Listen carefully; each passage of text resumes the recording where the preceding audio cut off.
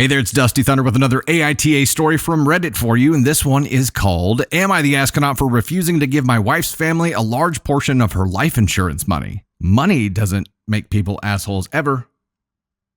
I lost my wife unexpectedly, and it has been one of the most difficult times in my life. She left me with $200,000 in life insurance, and I used $20,000 of it to cover the funeral expenses. Now, my wife's family is demanding a large portion of the remaining life insurance money. Her parents want to use it to rebuild their home in Florida that was destroyed in a recent hurricane. The thing is, they didn't have insurance, and I don't think it's fair for me to cover their losses with the money that my wife left me. My wife's brother also wants a portion of the money to pay for his college tuition. While I sympathize with his situation, I don't think it's my responsibility to fund his education. My wife left me this money for a reason, and it's up to me to decide how to use it. When I told my wife's family that I couldn't give them the money they were asking for, they accused me of being selfish, not caring about their situation. They said that my wife would have wanted them to have the money and that I was going against her wishes.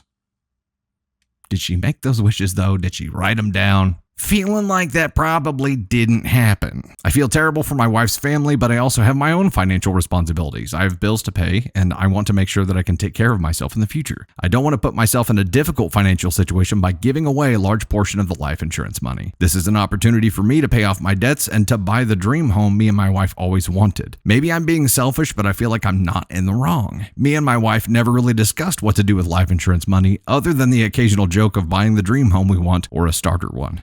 I miss her so terribly. Am I the asshole for refusing to give my wife's family a large portion of her life insurance money? They don't really give a shit what her wishes actually were. I mean, she never defined them. That's the hard part here. She never defined what her wishes were, so everybody's guessing, but the only person who gets to make that decision is him, because it was left to him. And if no wishes are defined, it's his to do with as he sees fit.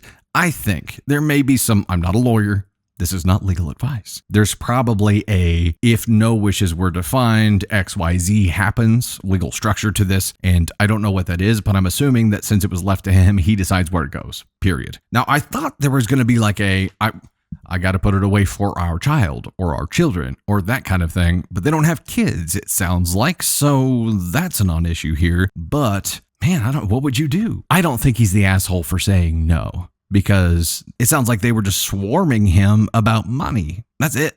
Like it's it. As soon as they smelled money, they all came a hunting and a calling and a ringing the doorbell and saying, hey, she would have wanted me to have this. She would want me to go to college. She would want to rebuild our Florida home that we didn't have insurance on. She would want to do this. She would want to do this. Well, she never said anything about that. The one thing that she did say that she would want to do, even if it was only in a joking manner, was to buy the dream home, which is what he's planning on doing. So I can't fault him for that. This is one of those situations, though, that kind of stresses the importance of putting those wishes down on paper. If you're very explicit about what you define there, nobody can argue with it. And really, I think that does a favor for who you leave everything to, because then it's not on them. It is following your wishes instead of putting this burden. I mean, in this case, receiving that money is a huge burden, and yet getting rid of it would free him of that, but you have to basically say, who am I going to screw over? It's not a who am I going to benefit here, because you know there are going to be enough requests in here to deplete that fund pretty quickly. So it's who's going to lose. And to be the person that has to decide that sucks. He had no obligation to give them anything because she left it to him without any instructions to do that. So you're not the asshole, black and white. I don't know how I would feel if I were in this situation.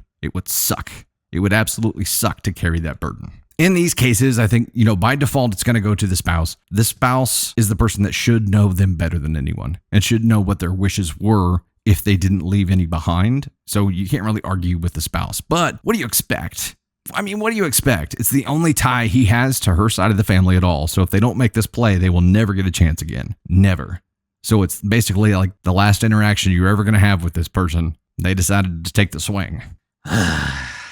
It's complicated, right? I mean, two of the most complicated topics in a person's life are going to be money and death. And when you deal with money coming from the death of a loved one, it's a double whammy, and you have their side of the family to deal with. And if something's not defined there, it's just dangerous territory. So yes, you're sitting there trying to grieve your lost loved one. And meanwhile, you have people just hitting you up all the time, begging. Like, shit, it's not hard enough. Thanks, assholes.